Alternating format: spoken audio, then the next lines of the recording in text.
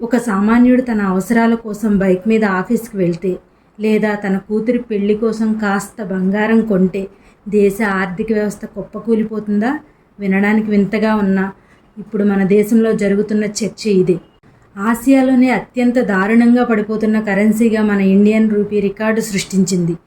ఎంతలా అంటే త్వరలోనే $1 కొనాలంటే ₹100 దాటేసినా ఆశ్చర్యపోవాల్సిన అవసరం లేదు.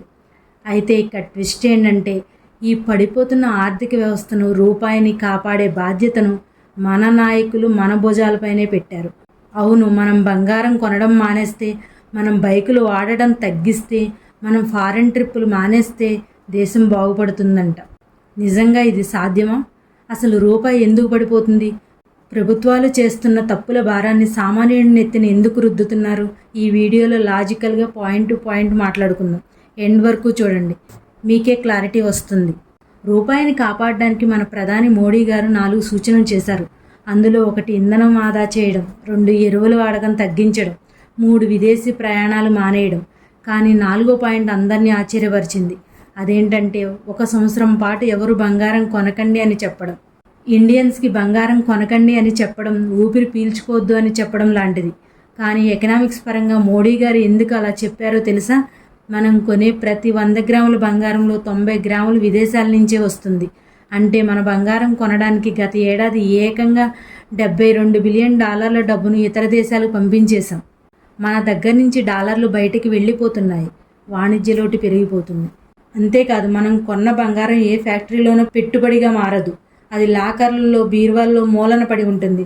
దేశ ఆర్థిక వ్యవస్థకు ఆ బంగారం వల్ల ₹1 లాభం లేదు. థియరీ పరంగా చూస్తే ఇది 100% నిజం. కానీ సామాన్యులు బంగారం కొనేది షోక్ కోసం కాదు, తమ భవిష్యత్తుకు ఒక భద్రత కోసం. దాన్ని మానేయమని అడగడం ఎంతవరకు న్యాయం? బంగారం కొంటే డాలర్లు బయటికి వెళ్తాయి, ఓకే. మరి అసలు రూపాయి ఎందుకు ఇంత దారుణంగా పడిపోతుంది? దీనికి కారణం మన సామాన్యులు కాదు, అంతర్జాతీయ రాజకీయాలు మరియు ప్రభుత్వ విధానాలు. అమెరికా తమ బ్యాంకు వడ్డీ రేట్లను అమాంతంగా పెంచేసింది. దానివల్ల మన దేశంలో పెట్టుబడులు పెట్టిన విదేశీ ఇన్వెస్టర్లందరూ ఇక్కడ తమ షేర్లను అమ్మేసి మోటాముళ్ళు సర్దుకుని అమెరికా చెక్కేస్తున్నారు. డాలర్లన్నీ ఇలా ఫ్లైట్ ఎక్కి వెళ్ళిపోతుంటే రూపాయి విలువ పడిపోకుండా ఇంకేమవుతుంది? దీన్ని క్యాపిటల్ అవుట్ఫ్లో అంటారు. 1991లో మన దేశం ఫ్రీ క్యాపిటల్ ఫ్లో విధానాన్ని ఎంచుకుంది. అంటే విదేశీయులు ఎప్పుడైనా డబ్బు తేగలరు, ఎప్పుడైనా తీసుకెళ్లగలరు. వాళ్ళని ఆపే హక్కు మనకు లేదు. మరోవైపు మనకు కావలసిన ముడి చమురును అంతా దిగుమతి చేసుకోవాలి.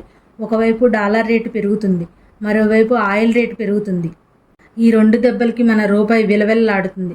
మరి దీన్ని ఆపడానికి రిజర్వ్ బ్యాంక్ ఏం చేస్తుందంటే, తన దగ్గర దాచుకున్న డాలర్లను అమ్ముతూ రూపాయిని నిలబెట్టే ప్రయత్నం చేస్తుంది. కానీ మన దగ్గర అపరిమితమైన డాలర్లు లేవు కదా. బాధొచ్చినా కష్టమొచ్చినా సామాన్యుడినే త్యాగం చేయమంటారు. కానీ ఇది కరెక్ట్ కాదు. దేశాన్ని కాపాడడానికి అసలు మార్గాలు ఏంటో చూద్దాం, ఒకసారి వినండి. ఇంధనం ఆదా చేయడానికి మనల్ని కార్లు వాడొద్దు అంటారు. కానీ దానికి ఆల్టర్నేటివ్ ఏంటి? ముంబై, హైదరాబాద్ లాంటి నగరాల్లో మెట్రోలు ఉన్నాయి. కానీ మెట్రో దిగాక ఇంటికి వెళ్ళడానికి సరైన ఫుట్పాత్లు లేవు, కనెక్టివిటీ లేదు. జపాన్, సింగపూర్ లాంటి దేశాల్లో కార్లు ఎందుకు వాడరో తెలుసా? అక్కడ పబ్లిక్ బస్సులు, మెట్రోలు అంత పర్ఫెక్ట్గా ఉంటాయి. మన దగ్గర రోజు రోజుకి బస్సుల సంఖ్య తగ్గిపోతుంది. ఏసీ, ఎలక్ట్రిక్ బస్సులు పెంచండి, లాస్ట్ మైల్ కనెక్టివిటీ ఇవ్వండి. జనాలు ఆటోమేటిక్గా బస్సులు ఎక్కుతారు, పెట్రోల్ ఆదా అవుతుంది. విదేశీ ప్రయాణాలు మానేయమన్నారు. మన దేశంలో లక్షద్వీప్ ఉంది, అండమాన్ ఉంది. కానీ అక్కడికి వెళ్ళాలంటే పర్మిషన్లు, వెబ్సైట్ క్రాష్లు, ట్రైన్ టికెట్ దొరకపోవడం లాంటి వేల సమస్యలు ఉన్నాయి. అదే మారిషస్కి వెళ్తే వీసా కూడా అడగరు. మన టూరిజం స్పాట్ని ఈజీగా యాక్సెస్ చేసేలా డెవలప్ చేయండి. మన వాళ్ళు విదేశాలకి ఎందుకు వెళ్తారు? గల్లీకో నాయకుడు ప్రతి చిన్న పుట్టినరోజుకి ప్లాస్టిక్ ఫ్లెక్సీలు, బ్యానర్లు కడుతుంటారు కదా. ఈ పీవీసీ బ్యానర్లు పెట్రోలియంతోనే తయారవుతాయి. ఒక్కరోజు వాడి పడేసే ఈ చెత్త బ్యానర్ల కోసం మనం కొన్ని వేల లీటర్ల పెట్రోలియాన్ని తగలబెడుతున్నాం. అంటే మన డాలర్లను గాలిలో కలుపుతున్నాం. ముందు ఈ రాజకీయ నాయకుల పిచ్చి ఫ్లెక్సీలను బ్యాన్ చేయండి. సగం ఇంధనం ఇక్కడే ఆదా అవుతుంది. ఫైనల్గా నేను ఒకటే అడగదలుచుకున్నాను. దేశం అనేది ఒక కుటుంబం అయితే కష్టం వచ్చినప్పుడు ఆ కుటుంబ పెద్ద ముందు త్యాగం చేసి ఆదర్శంగా నిలవాలి.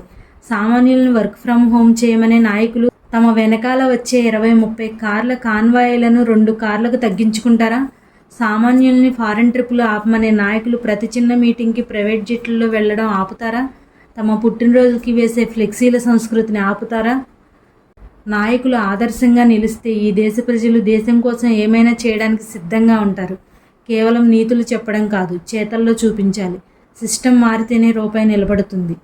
ఈ వీడియోలో నేను అడిగిన పాయింట్స్ కరెక్ట్ అని మీకు అనిపిస్తే ప్లీజ్ లైక్ చేయండి, షేర్ చేయండి, సబ్స్క్రైబ్ చేసుకోండి. మళ్ళీ ఇంకో ఇంట్రెస్టింగ్ వీడియోతో కలుద్దాం.